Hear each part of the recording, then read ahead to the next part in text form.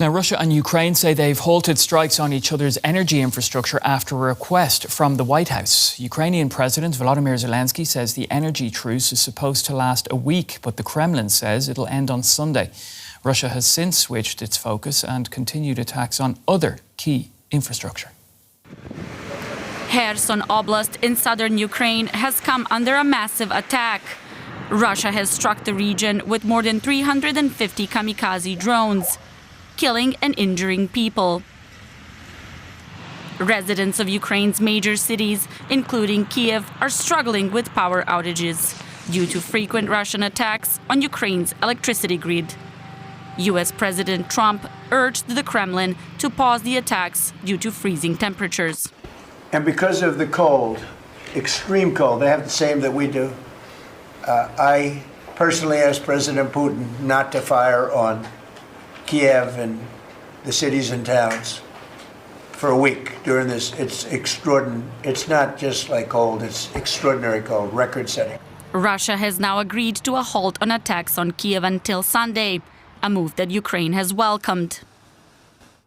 Thank you, America, for the efforts to hold strikes on energy.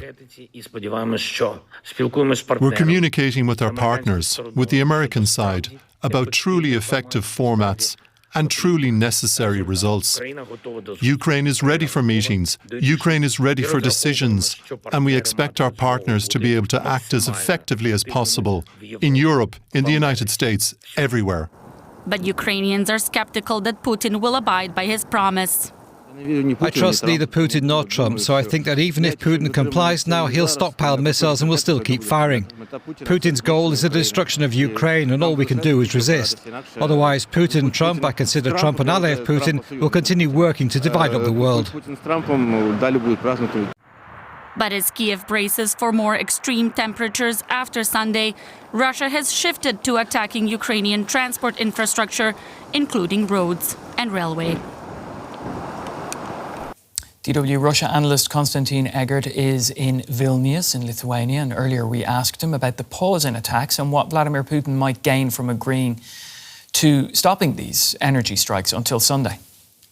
Although it may stick for a short time and then say, well, Ukrainians broke some kind of agreements and we are resuming strikes. The main thing in all this is, for Putin, is to show that he occupies the commanding height, that he is the one who dictates conditions, that it is Trump that's asking him to do something, and he is taking his time to think whether he really wants to do anything about it.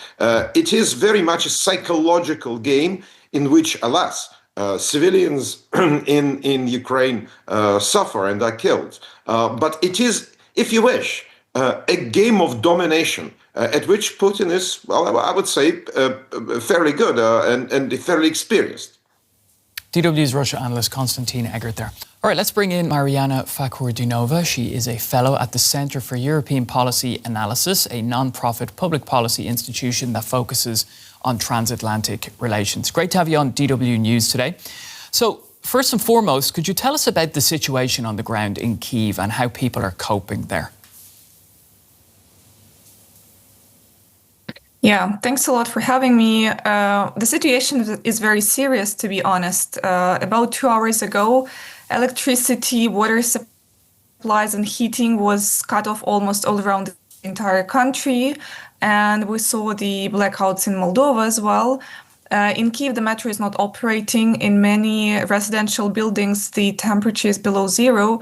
So despite all of the efforts by the technicians, by the Ukrainian services, the situation is further getting worse by Russian strikes, by freezing, increasingly bad weather. And that's why we are saying that Kyiv is almost on the verge of humanitarian catastrophe right now. What was your reaction when you learned that the Kremlin planned to pause its strikes on Kyiv for a short time after Donald Trump's request?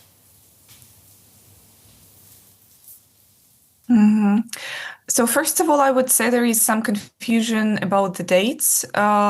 In Ukrainian media space, the information is circulated that it's going to last the whole next week, while the Russian side is saying that it's going to last only until the February 1st, which is tomorrow.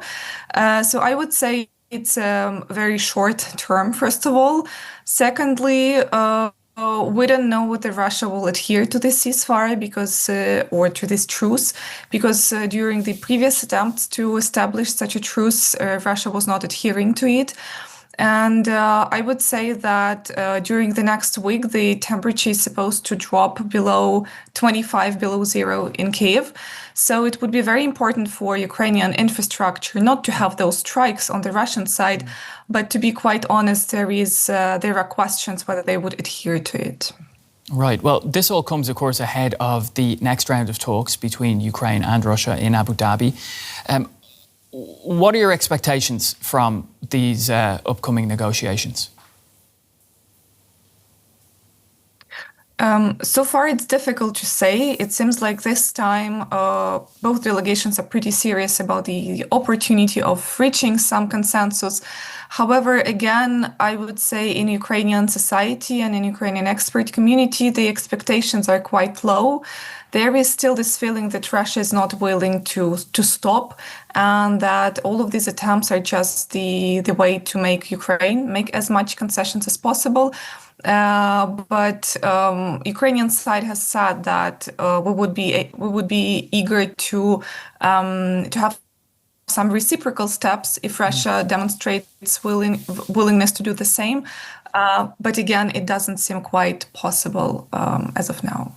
Now, you recently published an article in which you described Ukraine's situation as precarious, and you today also, just a short time ago, also described the difficulty of the situation there in Kyiv.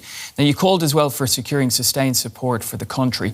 How can European and NATO allies assist Ukraine as it enters this new round of Ukraine-Russia talks? I would say the immediate priority is ensuring have heating, water and electricity. So we've already received around 700 generators from European partners. At the same time, the situation still remains difficult. So this is the top priority.